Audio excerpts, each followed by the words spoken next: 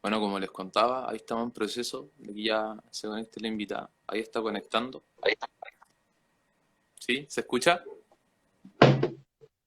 Hola, Hola Javi, ¿cómo estás? bien. ¿Y tú cómo estás? Bien, igual. Le estaba comentando a la gente que vamos a esperar que se conecten un poco más para dar inicio, ¿te parece? Súper. ¿Se escucha bien? Ya, bacán. Sí, por lo que a mí me dijeron en delante se escuchaba bien. No sé cómo se escucha Javiera, si alguno de los espectadores nos puede comentar cómo se escucha. Es que es mi primer live. Eh, el mío también, Javi, así que estamos igual. Así que bacán que ahí vamos a saludar un poco más de personas que se están uniendo. Sí, a mí también es mi primer live, así que también estoy un tanto nervioso, la verdad de las cosas. Sí. Oye, Javi, ¿cómo has estado? ¿Cómo ha estado esto de la pandemia? ¿La has podido llevar bien? Bien, dentro de todo sí, bien. Pero bueno, dicen, hay rumores de que se viene más confinamiento. Claro, se supone Yo que creo quizás nos vayamos de nuevo a cuarentena. Espero que no, la Claro, verdad. yo también espero que no. Pero bueno, parece que ha aumentado muchísimo los casos. Sí, ha aumentado bastante, bastante. Javi, ¿te parece esperar a que hayamos más o menos unas 10 personas para poder comenzar? Sí, por supuesto. Ya, bacán. Igual comentar a las personas que se están uniendo que también pueden enviar este link ahí a sus contactos, a lo que está. Algo que me pidió mi compañero de trabajo que no se me vaya a olvidar es que recuerden también de que tenemos redes sociales aparte de este Instagram. Tenemos nuestra página que es www.encuentroconsultores.cl, en YouTube punto de Encuentro Consultores, lo pueden buscar también ahí, en Twitter Encuentro LTDA y en LinkedIn, que es punto de Encuentro Consultores también.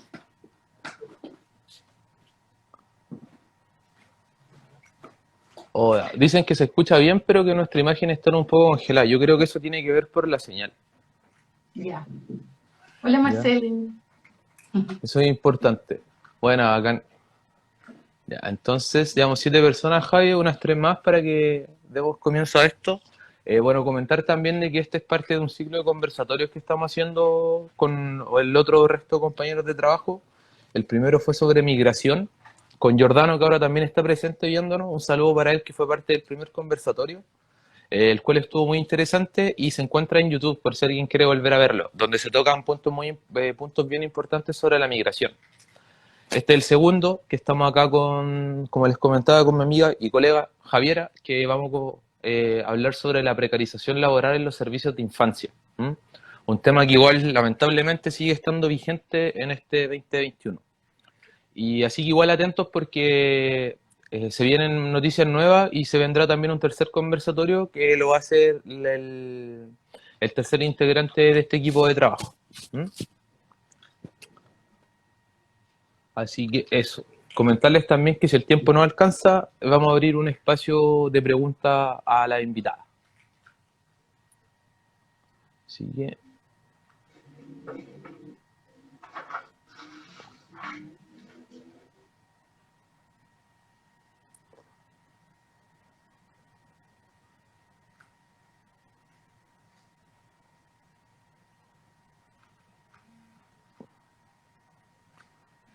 ya, por honor al tiempo, vamos a comenzar. ¿Mm? Hola rápido. Ahí vamos a saludar al resto de las personas. Javi, ¿te tinca que ya que comencemos? Ya tenemos el público estimado sentado. Súper. Bueno, vamos a partir yo. Como les comentaba, vamos a conversar sobre la precarización laboral en los servicios de infancia.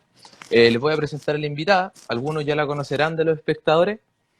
Ella es la doctora Javiera Beatriz, es psicóloga, Pavés es su apellido y es una persona que yo conozco ya hace bastante tiempo y, ¿cómo se llama esto? Para mí de verdad que es un honor poder tenerla aquí porque yo sé que este conversatorio va a estar muy interesante. Como les comentaba, vamos a dejar quizá un espacio para las preguntas, pero ahora le voy a dar la posta a Javiera para que pueda conversar un poco sobre cómo surgen los servicios de infancia en Chile, cómo entra el tercer sector, que son conceptos y denominaciones que vamos a ver mucho más adelante. Y por último, cómo esta precarización laboral afecta a los trabajadores del área, particularmente de los servicios de infancia, dentro de las políticas sociales. Así que, bueno, en base a esto, quería preguntarte, Javiera, para poder partir la conversación, históricamente, ¿cómo se posicionan, por ejemplo, los servicios sociales de infancia en Chile? ¿En qué momento empiezan a estructurarse como están ahora o cómo surgen? Bueno, esa es una pregunta muy interesante porque la verdad es que cuando uno empieza a investigar en los temas de políticas de infancia, se da cuenta que la preocupación por la infancia en Chile parte muy vinculada a la salud, ¿sí? Chile es uno de los países que tuvo en algún momento, por supuesto que eso ya lamentablemente no es así, pero en algún momento Chile tuvo uno de los sistemas de salud más robustos, ¿sí? Piensa tú en la superación de la desnutrición infantil, ¿no es cierto? Son cuestiones como, son hitos muy importantes para el país, ¿ya? Entonces, no es raro pensar, o la verdad no es raro como notar que la preocupación por la infancia comienza inicialmente por la salud de la infancia, ¿ya? Entonces, tiene que ver con la preocupación por la alimentación infantil, ¿ya? Eh, y claro, y es posterior en la preocupación por esta, como dice mi colega Boris Valdenegro, por esta alter infancia, ¿ya? Claro. Bueno, también aprovechamos de saludar a Boris Valdenegro, también estimado, un agradable colega. Oye, y en base a esto, como en un principio tenía que ver con el tema de salud, cuando este tema ya se ve superado, específicamente el tema de la desnutrición infantil que había en esos momentos, ¿cómo evolucionan estas políticas sociales al momento ya de desplegarse un poco de la salud? ¿Cómo se instauran? ¿Cómo siguen instaurándose a través del tiempo?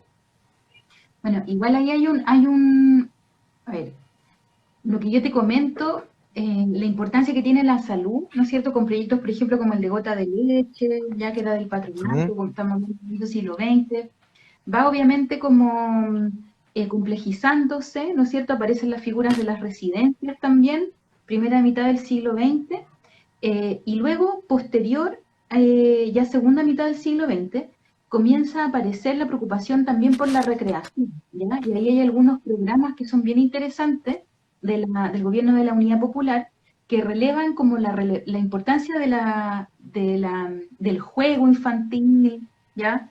Entonces ahí se desarrollan políticas que son muy interesantes y que luego se acortan abruptamente con el golpe cívico-militar, ¿no es cierto? En general, durante la dictadura en Chile, bueno, tú sabes, la infancia es uno de los grupos Ujú. sociales que también es profundamente afectado, ¿sí? Profundamente Claro, traumatizado. Y piensa tú que hay niños, hay detenidos desaparecidos que eran niños, ¿no es cierto?, al momento de su detención y desaparición, ¿ya? Es bien interesante ver, no sé si has podido ir al Museo de la Memoria, ujú, es bien chocante también, ¿no es cierto?, sobrecogedor ver los dibujos de los niños en la época, ¿sí? O sea, tenemos que pensar que también ahí el grupo infantil es un grupo que fue profundamente afectado. Eh, y que la verdad las políticas en materia de infancia siguieron como versando sobre lo más asistencial, por decirlo de alguna manera, ¿ya? claro. Entonces, eso cambia o hay un punto de inflexión con la llegada de la democracia, ¿ya? Y la verdad es que ese punto de inflexión sobre todo está marcado por este modelo, ¿no es cierto?, de ejecución con colaboraciones, ¿sí? Con la Claro, colaboración de organizaciones no gubernamentales, ¿ya? Porque piensa tú que antes, ¿no es cierto?, comienzos del siglo XX, sobre todo las organizaciones que participaban del desarrollo de las acciones vinculadas a la protección de la infancia, eran más bien organizaciones de la iglesia, ¿ya? O sea, claro, estaba sí, muy sí, sí. cerca como del ámbito de la caridad, ¿no es cierto? O si no, Claro. ya de los organismos de salud. Entonces ahí hay un cambio que es bien interesante, porque además, piensa tú que durante la larga dictadura chilena, había muchas organizaciones que recibían dinero de la cooperación internacional y que ejecutaban, ¿no es cierto?, acciones en los territorios. Muchas de esas acciones las desarrollaban con población infantil, ya con niños y niñas. Y luego esas organizaciones que eran contraparte del Estado dictatorial pasan a ser colaboradoras del Estado democrático. Eso está súper bien desarrollado en una tesis de la Chile de Antropología de Gruninger, para la gente que le interese como este tema. Porque la verdad es que es bien curioso, ¿no es cierto?, cómo organizaciones que hoy en día deben ser, no sé, los empleadores tuyos, los empleadores de todos nuestros colegas, muchos de ellos tienen un arraigo en la época, en los 80, ¿no es cierto?, en los que surgieron como una contraparte del Estado dictatorial. Claro, con esta transición ellos pasan ya como a ser aliados de este Estado y se vuelcan a trabajar, bueno, post-democracia, buscando un bienestar. Sí. Eso igual es interesante porque de una u otra manera posiciona como mismo actor que en diferentes etapas de contexto, de tiempo, se puede ir transformando en aliado, en una fuerza reaccionaria o como punta de lanza de cambios culturales que en ese momento se vivían. La inclusión de la ONG en esos tiempos, por ejemplo, de la dictadura chilena, era muy importante porque de una u otra manera también daban cuotas como de esperanza de que podían haber cambios también, porque eran intervenciones también como desde otro tipo, desde otras lógicas. Entonces, claro, después ya cuando pasan a esta otra forma, igual se genera un cambio que es bien notable también de analizar, como tú bien lo Mm. describes. Mm. Y que claro, o sea, si tuviésemos que ponerle un nombre, es el cambio que se da con la neoliberalización del Estado.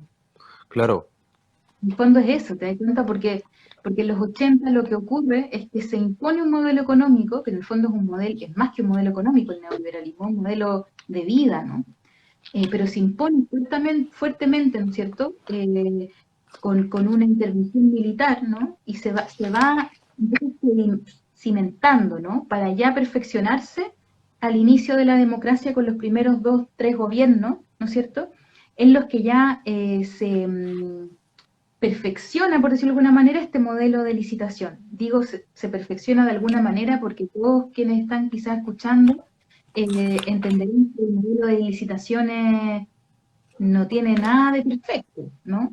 Pero cuando yo digo se perfecciona me refiero a que, digamos, adquiere una forma que la verdad no ha cambiado en los últimos años, ¿ya? Y eso es bien interesante de examinar, ¿no? Que es una manera que no ha cambiado en los últimos años y que es muy complicada porque en el fondo yo creo que hay gente que esto lo puede como contar mucho mejor porque además lo puede contar de primera fuente, ¿ya? claro, Nosotros tenemos acceso a mucha gente que efectivamente vivió esa época de ser una contraparte del Estado dictatorial y que vivió esta transición a ser colaboradores del Estado democrático, ¿ya? Y que yo creo que pueden como contar esto también desde una clave más biográfica, que yo creo que sería súper interesante. Pero así como yo lo he podido revisar, que obviamente lo he revisado, ¿no es cierto?, desde lo que implican las investigaciones, eh, lo que tú encuentras es que no es fácil esa transición, ¿ya? Hay muchas organizaciones que se terminan, ¿ya?, claro. posterior a la revolución democrática, que se disuelven, que se separan, que se convierten en centro de estudio, o sea, hay todo un fenómeno que es interesante analizar, y también hay otras que se generan, que se crean ya en este contexto neoliberal. Es decir, que se crean ya, por decirlo de alguna manera, con una cancha en la que la regla es postular a una licitación para adjudicarse un proyecto, ¿no es cierto?, de protección, de promoción, etcétera, vinculado con los grupos de las infancias, ¿no es cierto? Y ya saben, ¿no?, que eso va a ser por un tiempo Claro, corto, ¿no es cierto?, en condiciones acotadas, en condiciones que también, o sea, qué es lo que nosotros decimos, ¿no es cierto? Cuando tú tienes programas de infancia como los que tienes hoy día en Chile, que se ejecutan con un marco de tiempo definido, podríamos pensar que la precariedad es consubstancial a la ejecución del programa, ¿ya? Y claro. cuando tú tienes una ley de subvenciones, que en el fondo no subvenciona el 100%, sino que es un aporte, ¿ya? La subvención se entiende como un aporte, la verdad es que uno entiende que la ejecución es precaria. Exacto. Entonces, lo que yo tengo es una ejecución precaria. O Claro, sea, para hacerte como para hacerlo en síntesis, en el fondo tienes un país en el que inicialmente, inicios del siglo XX, ¿no es cierto?, la acción en la infancia era más bien asistencial, caritativa, ¿no es cierto?, del lado de la iglesia, se va moviendo, ¿no es cierto? Va avanzando hacia digamos, hacia un componente recreativo en la época del gobierno de la Unidad Popular, se corta luego abruptamente, ¿no? Y después resurge en una clave que ya es muy neoliberal, ¿no? Es muy Claro. neoliberal. De hecho, en ese punto me quería detener un poco porque Mouffe es un autor que habla en el 2007, dice que igual esta ONG que surgen ya en pleno 90, así con ya el neoliberalismo ya de frentón, lo que de una u otra manera da cuenta es que da cuenta de cómo el neoliberalismo se inmerse tanto dentro como de las sociedades, al punto de que de una u otra manera las políticas sociales, los derechos sociales están sujetos a la licitación, que la licitación en términos prácticos también se traduce en poder ejecutar al menor costo posible también.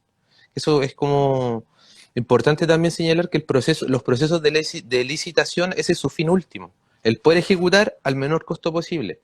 Y claro, eso en una lógica empresarial podemos entenderla, pero cuando hablamos de políticas sociales se hace mucho más, se tiene que tomar el tema como mucho más con pinzas, porque de una u otra manera, como dices tú, puede llegar a generar precariedad porque ya los proyectos duran ciertos años, eso genera una estabilidad, no se sabe a ciencia cierta si es que se va a volver a retomar el programa, la misma ONG, la misma organización, la misma empresa social, etcétera. De hecho, igual eso quería también comentarte un poco, si nos podías hablar, si nos podías comentar sobre el tercer sector. ¿Quién sería como este actor de lo denominado el tercer sector en estos procesos de los servicios sociales? Mira, el actor del tercer sector es un actor que aparece, o sea, que siempre ha estado en el fondo, ¿no es cierto? Que siempre ha estado, porque estaba también, como yo te decía, como contraparte del Estado dictatorial, ¿ya? Claro. Pero el sector aparece para la política social eh, en democracia como un colaborador, ¿no es cierto? A partir de esta clave de ejecución en el marco del Estado neoliberal, ¿ya? Y aparece entonces interpelado como un ejecutor, ¿ya? Ahora, ¿cuál es la razón de esto? La razón de esto es que un poco el Estado dice, bueno, yo no me voy a poner a ejecutar programas y proyectos que desconozco, sino que voy a o sea, otorgar esa ejecución a la gente que sabe del tema, ¿ya? Y así aparece como esta figura. Ahora, en la práctica, la verdad es que es bien complejo, ¿ya? Porque en el fondo lo que tú tienes son organizaciones que son fundaciones, pueden ser organizaciones no gubernamentales, ¿ya? Que tienen que competir entre sí. Y eso es bien complicado, ¿ya? Como que performan en el fondo una relación que es profundamente neoliberal, ¿no? Que es la de la competencia, que es la, como tú decías, el que se adjudica es el que presenta como la oferta más apropiada, ¿no es cierto? Más también eficaz, ¿no es cierto? Y eso es bien complejo porque de lo que estamos hablando acá es de garantizar derechos de la infancia. Claro, Entonces, ¿cómo debería estar puesto, ¿no es cierto? No debe, en el fondo es raro, o sea, nosotros que somos tan neoliberales los chilenos, probablemente no nos parecería raro que nos vendieran el aire, ¿te das cuenta? Pero si uno lo piensa seriamente, es raro que la garantía de los derechos de la infancia no esté puesta en el Estado y sea delegada a terceros. Es bien raro igual. Me parece que lo tenemos muy naturalizado, pero es algo bien raro. sí, exactamente. Claro, algo bien raro. Yo igual he tenido la oportunidad también de conversar respecto a eso con otros colegas psicólogos, trabajadores sociales, bueno, en general las personas de las ciencias sociales de otros países, latinoamericanos también. Y claro, si bien toda Latinoamérica está sumido en este neoliberalismo, claramente hay otros países donde las políticas o los servicios de infancia son estatales. Hay ministerios, y hay toda una parafernalia política y estatal de entrega de servicios que funciona al contrario de acá, de cómo funciona acá en Chile. Porque como dices tú, claro, se me hace muy clara esa idea de que, claro, que si acá nos vendieran el aire, probablemente los compraríamos y lo subiríamos como algo muy normal también. Y dentro de eso también quisiera agregar que algo que me llama mucho la atención y que también lo he visto y lo he percibido con otros colegas es el tema de cómo de una u otra forma esta competencia entre las organizaciones de una u otra manera igual repercute en este mismo trabajo en red, porque al ser una lógica de competencia, el trabajo como en red, el trabajo entre los programas, como en la alianza de los programas, igual se ve mermado por esta misma lógica de competencia, como que no, es que yo tengo que hacer el mejor trabajo y verme mejor para poder seguir generando la licitación o ganando los recursos o manteniendo el programa. Claro. Ahora, igual es bien sorprendente eso, porque, claro, lo que está como establecido es una relación de competencia, ¿ya? Pero lo que uno encuentra en la práctica es que al final igual los equipos colaboran. Claro, ¿Y por qué colaboran? Porque en el fondo uno se encuentra con la gente en todas partes. ¿Sí? Uno después, ahí, hola Maca, hola Maca, el Sergio, mira qué buena onda. Bueno, justamente los mismos chiquillos, cuando ellos empiezan a trabajar, que probablemente ya van a empezar a ejercer este año, ¿no es cierto? O sí, o ya empezaron quizás. Sus mismos compañeros van a ser los claro, colegas que van a ir en las otras oficinas. Entonces, ¿cómo tú le vas a dar una información a un amigo, a un compañero que estudió contigo 5 años, 4 años? Eso no es así, o sea, al final uno igual va generando lógicas colaborativas, ¿ya? A pesar de todo, y yo creo que eso es lo interesante también, porque a pesar de que se performa una relación que es de competencia, ¿no es cierto? Bueno, un poco lo que dice Foucault, ¿no es cierto? Donde hay poder, hay también resistencia a ese poder, ¿ya? claro, Entonces, también acciones que uno podría pensar son como contraculturales en este escenario de competencia de las ONG, ¿ya? O sea, hay buenas prácticas, hay también solidaridad, ¿ya? Ahora, no quiero pasar por alto lo que tú me preguntabas del trabajo en red. Yo en general converso harto con trabajadores que ejecutan programas, no solo porque he investigado en el tema, sino porque, bueno, yo misma fui una trabajadora de programas sociales, ¿ya? Me pasé por el FOSI, me pasé por OPDES, me pasé también por Sename, protección, Sename, responsabilización penal adolescente. Y claro, lo que ocurre es que de partida no tenemos una política intersectorial. La política no está pensada intersectorialmente. no, Entonces, cuando la política no está pensada intersectorialmente, cuando no tenemos una ley de garantía que sea intersectorial, todo para abajo, digamos que temblequea, ¿no? Porque entonces, ¿qué pasa? Llega el psicólogo, llega la psicóloga, el psicosocial a trabajar con una familia y lo que se encuentra es que está interviniendo el FOSI, claro, el MINCU, el CENAME, por medio de alguna de sus líneas. Entonces, tú decís, chuta, claro, ¿cómo? Y lo que ocurre es que en la práctica la gente se coordina a veces. O sea, a veces la gente hace como reuniones colectivas en torno a una situación, o tienen estas como redes, ¿no es cierto?, de infancia, o redes mixtas, ¿ya?, que son súper importantes como iniciativas y que se hacen, ¿ya? Pero desde el diseño tú ya tienes una política que no está pensada, un ámbito, digamos, la protección a la infancia, que no está pensada de manera intersectorial. Y ahí hay un tremendo problema. Allí hay un tremendo problema. Y otra cosa también que es problemática es que cuando uno dice derechos de los niños, ¿no es cierto? Uno dice, no, pero es que la Convención de los Derechos de los Niños se firmó en el 89, todos tenemos que tener súper claro la Convención de los Derechos de los Niños y que estipula, ¿no es cierto?, que el Estado es garante, que todos los demás somos garantes, ¿no es cierto? Y lo que tú te encontráis en la práctica es que uno llega a una escuela y te dicen, ¿y los deberes? ¿Y dónde están los deberes? Y uno dice, chuta, no se entendió. Entonces, ¿qué pasa? claro. ¿No? Entonces, es súper difícil minimizar la protección y la garantía de una infancia que participe.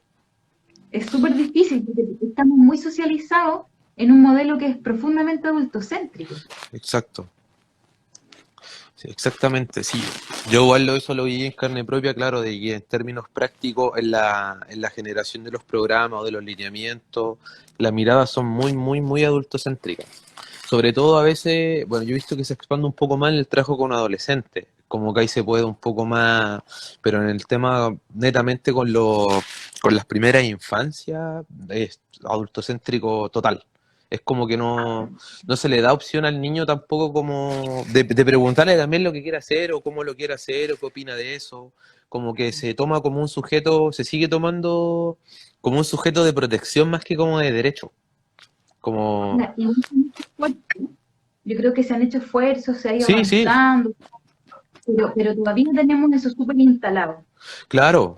No, porque claro, yo no discrepo en eso, que se ha ido avanzando, pero claramente este patrón cultural también el adultocentrismo es muy difícil de romper, pero se ha ido avanzando y eso es bueno, nos mantiene en la esperanza.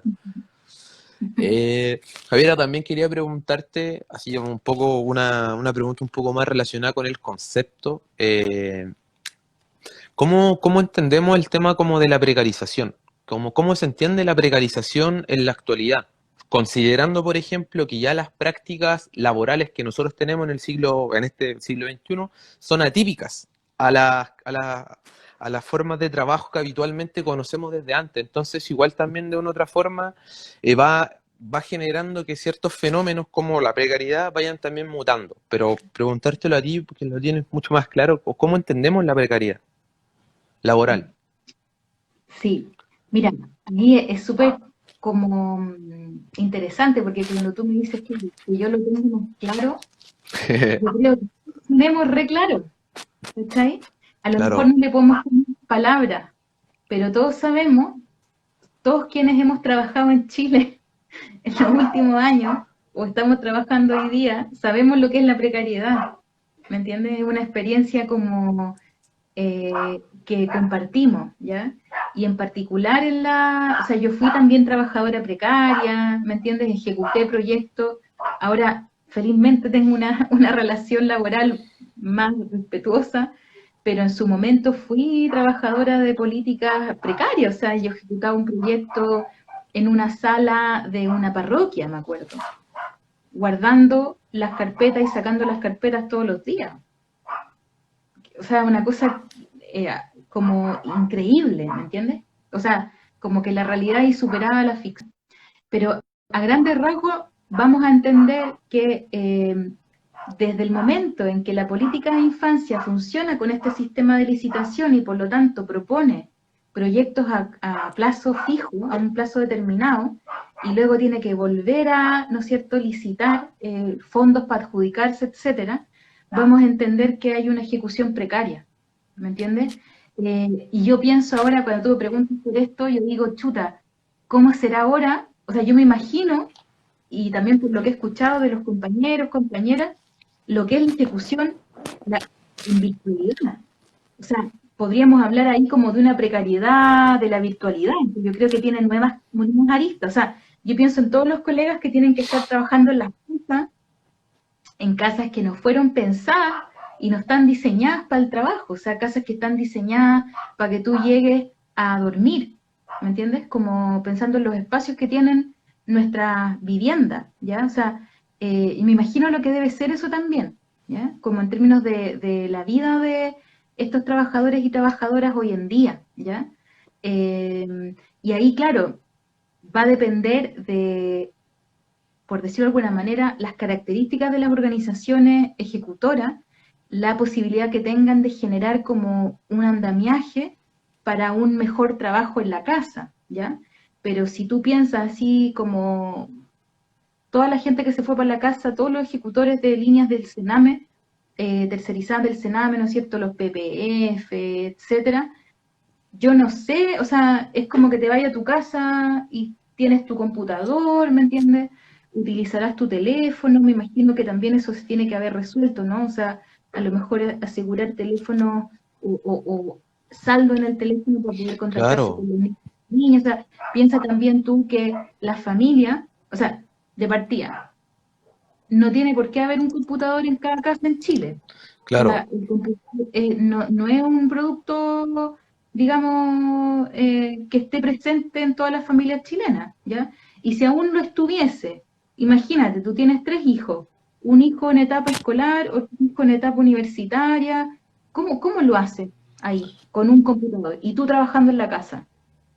O claro, sea, no, no, y el Sename en un poco, o sea, yo entiendo, ¿no? Entiendo que la situación es súper compleja y todo, o sea, claramente la pandemia nos pilló a todos desprevenidos, pero tú tienes entonces imagínate, una ejecución de compleja, lo suficiente que es ejecutar un proyecto, ¿no es cierto?, de la línea de la línea de protección del Sename, en la que habitualmente se trabaja con familias que están en crisis, ¿no? Que por esa claro. razón también son atendidas, ¿no?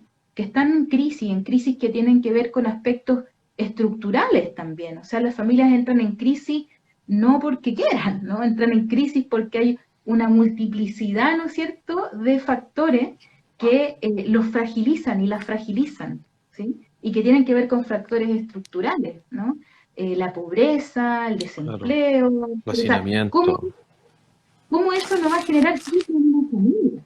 ¿No es cierto? Evidentemente puede generar crisis en una familia. Entonces, lo que tú tienes imagínate la ejecución, o sea, vayamos como imaginando el Claro, escenario, ¿no? como la Realmente es el escenario que realmente están viviendo las personas que nos están viendo también, ¿no? O sea, claro, ejecutar la cosa con familias que tú sabes que no son fáciles de localizar, que no son fáciles, no pueden llegar y decir, ah, perfecto, me conecto, ¿no es cierto?, al Zoom, al Meet o a lo que sea, para tener una conversación. ¿Dónde tengo esa conversación? ¿Se dan las condiciones por ejemplo, privacidad para tener esa conversación?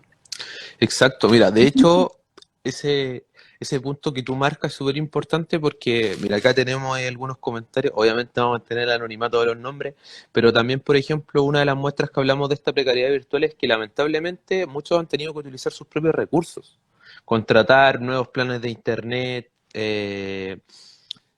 ojalá esos de fibra óptica, los más bacanes, así como algunos van, que el tema de suscribirse a Zoom, y eso también lo que yo, a opinión bien personal, creo que también estas nuevas formas, por ejemplo, como de intervención que son virtuales y un poco más también, que adquieren mayor dificultad por factores estructurales como lo que tú nombras, que nosotros no sabemos si hay más de un computador en la casa, tampoco no sabemos los tiempos de trabajo, tampoco conocemos si es que el niño, ahora que está mucho más tiempo en la casa, quizás lamentablemente por un tema de factores tiene que cumplir labores en el hogar y no le alcanza tampoco el tiempo para conectarse.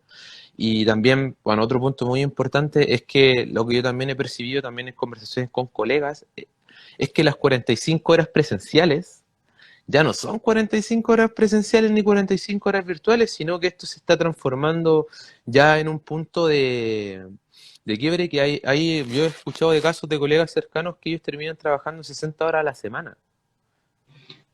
Claro, claro, y que tiene que ver también con que eh, si tú estás trabajando con una familia en condiciones que están muy críticas, ¿no?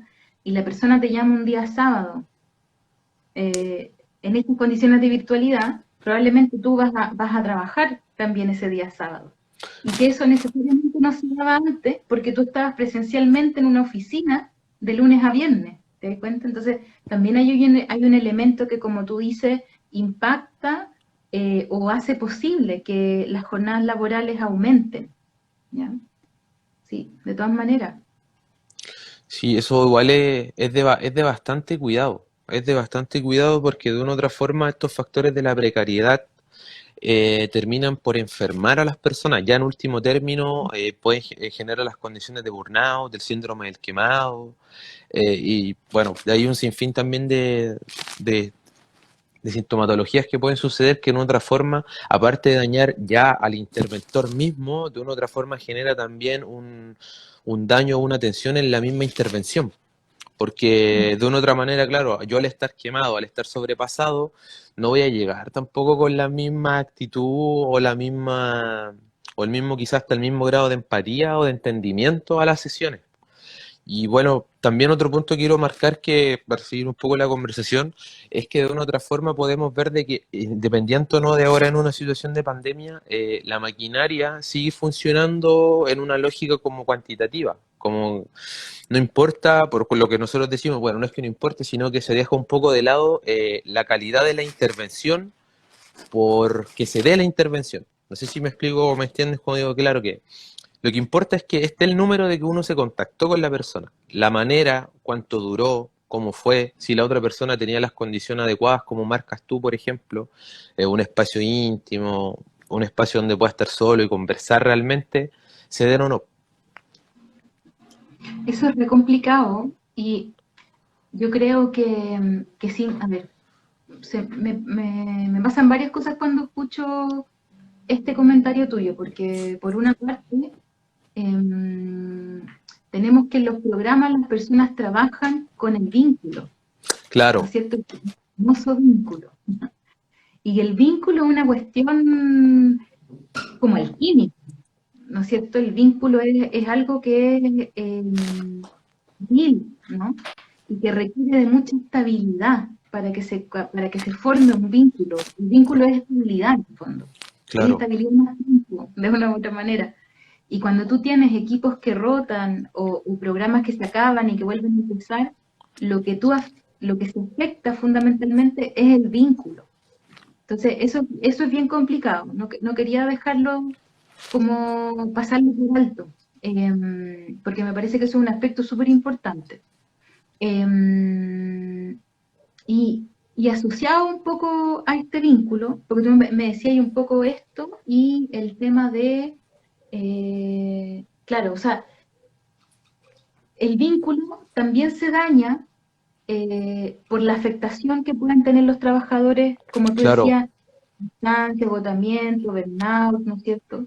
Eh, y que claro, piensa tú que trabajar, bueno, esto ya está como, ha sido bien estudiado, ¿no es cierto? Trabajar con el dolor, trabajar con situaciones complicadas, te genera, ¿no es cierto?, traumatización vicaria, ¿no es cierto? Hay muchos autores que han estudiado estos temas.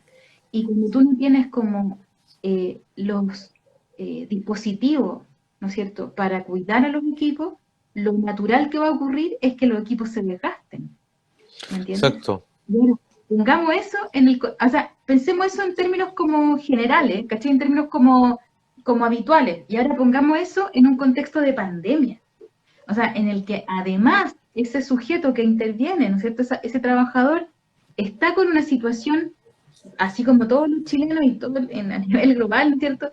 Estamos en condiciones de cuarentena, ¿no es cierto? Estamos en nuestras casas sin posibilidad de movernos con libertad, o sea, esto genera una afectación, ¿no es cierto? Ha estado súper descrito. De hecho, a propósito de lo que te comenté antes, que también me acordaba, en contextos de encierro, digamos, en contextos claro, de cuarentena, la violencia también ha aumentado. Y no ha aumentado cualquier violencia, ha aumentado la violencia hacia las mujeres y hacia los niños y las niñas. claro, Entonces también eso o sea, te das cuenta, es como se nos está conformando como un panorama que es bien complicado. claro. De hecho, era un poco lo que conversamos, bueno, antes de empezar este live, respecto a que lamentablemente en algunos casos, algunos equipos de trabajo, algunas duplas, tripletas, dependiendo del programa, hay una, existe, lamentablemente eso también está registrado en estudio, existe esta tendencia de trabajar sobre el incendio, como que trabajar sobre la crisis.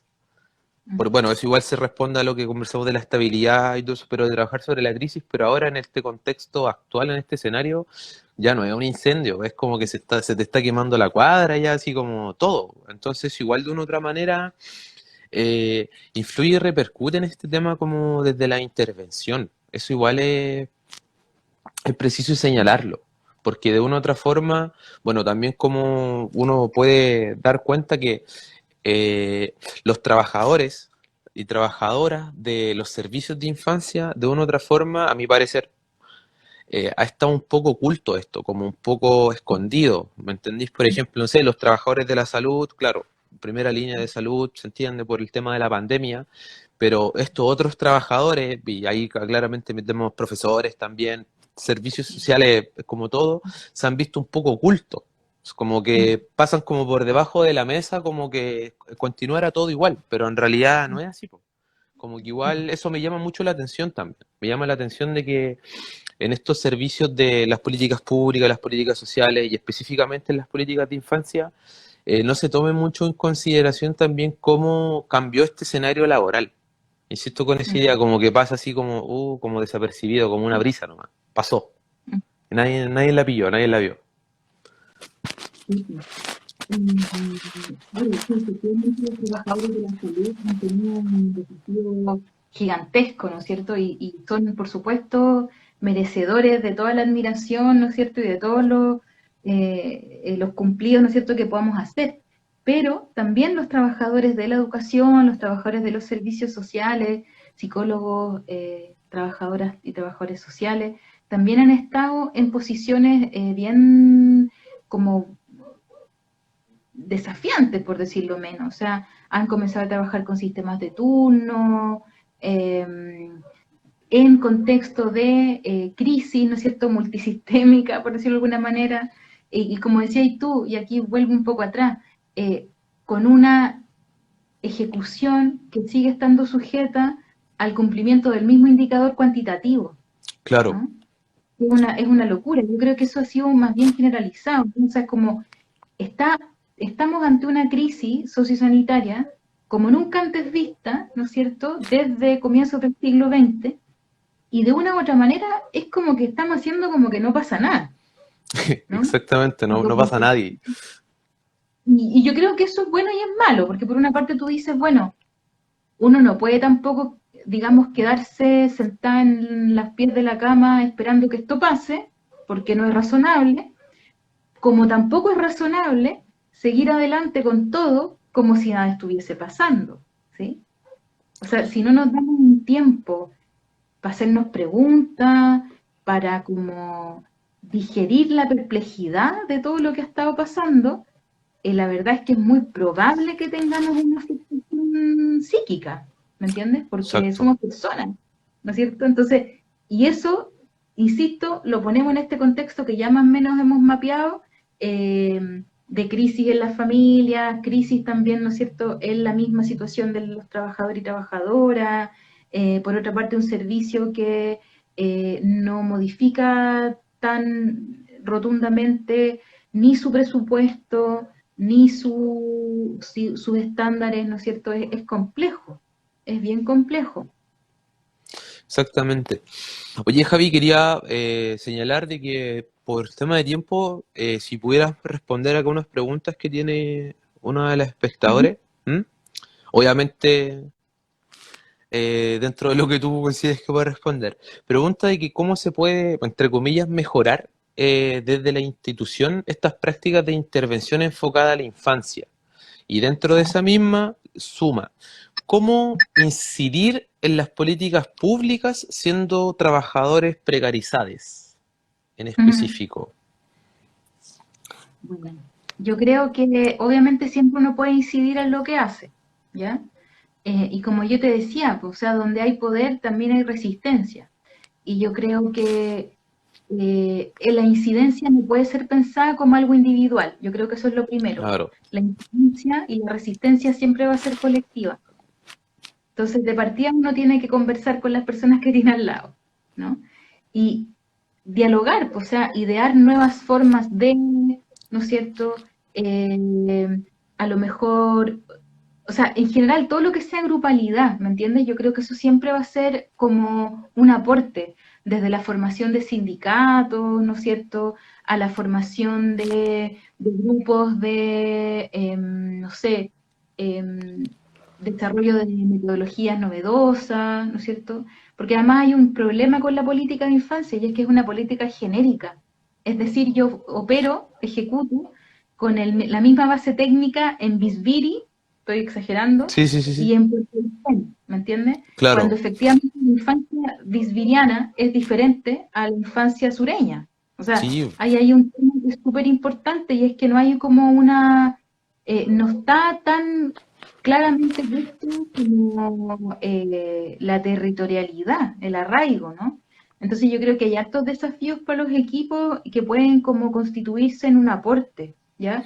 Y yo creo que eso siempre tiene que ser desde lo colectivo, desde los equipos, desde las instituciones, desde las ONG, ¿no es cierto? O sea, yo creo que también es como complejo cuando tú tienes ONG que tienen una experiencia larga y que no pueden opinar respecto a las bases técnicas, por ejemplo. claro, Es complicado eso, ¿no? O sea, yo me imagino, debe ser muy complicado eso. exacto. Entonces, sí, yo creo que hay varios niveles en los que se puede incidir. Sí, yo estaba pensando también igual en, en los sindicatos también. Bueno, los sindicatos, sobre todo en los servicios de infancia, son bien fuertes en relación a los otros servicios sociales. Y también quería sumar que, claro, una de las formas que yo he visto como voy a utilizar el término mejorar también la intervención, ha sido con este enfoque territorial, pues comprendiendo también de que hay una cantidad de factores culturales a la base que son distintos. como dices tú, es que dentro ya está dentro de la misma ciudad es distinto. Por ejemplo, acá en Valparaíso no es lo mismo ser niño de un cerro a vivir en el plan. No es lo mismo. Como Viña, no es lo mismo vivir en el plan de Viña del Mar que vivir en un cerro. Entonces, dentro de eso, claro, es necesario también que los programas dentro de lo posible, bueno, los equipos de trabajo dentro de lo posible puedan adquirir tomar un enfoque también más territorial, ligado a la cultura, un enfoque de género también que tiene que estar a la base, no hay que olvidarlo. Eso yo creo que también es súper importante en términos de cómo poder incidir. Eso, algo más que quisiera agregar, Javiera, que se te quede en el tintero respecto a los servicios sociales de la infancia y la precarización de ellos. Un mensaje, una cuota de esperanza. ¿Hay luz al final del camino, no, Javi? ¿Hay esperanza todavía, no es cierto? Sí. No sé, es que sabes que yo creo que yo no estoy en posición infantil, te das cuenta como que yo creo que también ahí, a mí el tema de los trabajadores de la infancia siempre me ha interesado, porque también, como yo te decía, yo fui una trabajadora de la infancia, ¿ya? Y porque también algo que a mí me apasiona, que es la psicología comunitaria, ha tenido un proceso de institucionalización en la que promueve, ¿no es cierto?, o que permite que hoy día mucha de la gente que se interesa por lo comunitario termine trabajando en políticas sociales, como por ejemplo en las políticas sociales de infancia. Ahí a mí me interesa mucho el tema, ¿ya? Pero en el fondo, quienes mejor saben de esto son los propios y las propias trabajadoras. Exacto.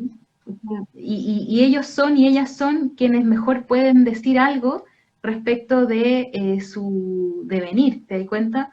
Ahora, lo que sí yo podría decir es como mandar un saludo, ¿no es cierto? Y una admiración a todas esas personas que han permanecido, que han estado durante este tiempo de la pandemia ejecutando programas sociales. Ahí vi que se conectó el Fabián, ¿no es cierto? Que ha estado trabajando en el sistema en turno.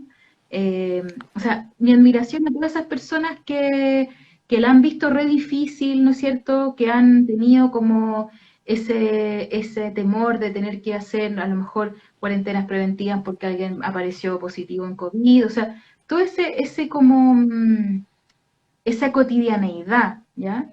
Claro. Me parece que es como primera línea también, ¿te das cuenta? Pero como tú bien decías, una primera línea que no ha sido lo suficientemente visualizada, ¿ya?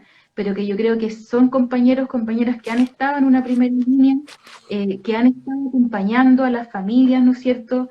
Que han estado apoyando de repente con cuestiones, aun cuando no lo compartan en términos ideológicos, han estado apoyando con cuestiones asistencialmente, ¿sí? Porque Claro. también hay que opinar, digamos, o sea, uno no puede decir, no, yo no soy asistencialista, o sea, filo, si la Sí, familia está sin poder tirar la olla hay que resolver, ¿no es cierto? Entonces, yo creo que más que decir algo respecto del futuro, yo creo que solamente expresar como mi admiración para todos estos trabajadores y trabajadoras que han estado en este tiempo ejecutando proyectos de infancia en contextos de pandemia. Eh, y claro, a seguir nomás, yo creo, con la grupalidad, como te decía, yo creo que eso es algo que permite avanzar, mejorar, ¿no? O sea, entender que esto lo cambiamos todos juntos, ¿ya? Y en términos como más quizás ciudadanos, agitar para que efectivamente salga una ley de garantía. O sea, no puede ser que en Chile no haya una ley de garantía, ¿ya? Por claro. ejemplo, ahora está este nuevo servicio, ¿no es cierto? Y que claro, puede ser un avance, ¿ya? Pero el nuevo servicio no sirve de mucho si no hay una ley de garantía. Entonces yo creo que Exacto. también hay cuestiones en las que tenemos todos y todas que agenciar como ciudadanos también. Claro, eso es muy importante. No, yo igual me sumo también a la admiración también por los colegas, amigos también, que uno sabe ahí que están poniéndole el hombro. Y como ahí también decía el colega antes, también, claro, poniendo el hombro con sus propios recursos, saltándose las cuarentenas, llegando a lugares donde tienen que llegar porque así es la pega. Y eso de una otra manera, claro, y también, eso también da cuenta de que hay una vocación a la base igual, po, de que hay una idea, y la idea es más fuerte que cualquier institución, po, y eso igual es bacán, po. Lo digo así también, Hay una claro, por lo que sé. convicción, ¿cierto? Hay una convicción de que Chile puede ser diferente, que podemos construir una sociedad mejor. Yo creo que también ahí es interesante el momento constituyente, o sea, hay que meter también este tema, ¿no es cierto? Claro, Eh, que la verdad es que si no, esta situación no va a transformarse. exacto, exacto. Bueno, Javi, para ir cerrando por el tema de tiempo, quería agradecerte la disponibilidad de tiempo. De verdad, estamos muy agradecidos con el equipo de trabajo que nos hayas podido dar un momento de tu tiempo. También quiero agradecer especialmente a las personas que pudieron ver este live. También es muy importante porque también da cuenta que es un tema que les interesa bastante y eso es bacán igual. Recuerden que tenemos nuestras redes y que próximamente, igual Javi, también te extiendo la invitación si en algún momento quieres participar de otro conversatorio, estás completamente invitada. Encantada, encantada. Ya, bacán. Y recuerden, necesitamos una ley de garantía y tenemos que salir a marchar para que eso pase, o si no, no va a pasar. Eso. Así que nada, pues, me despido, un saludo a todos, muchas gracias Javi, vuelvo a reiterarte la gracia, así que eso, que estén muy bien todos, cuídense, buena semana.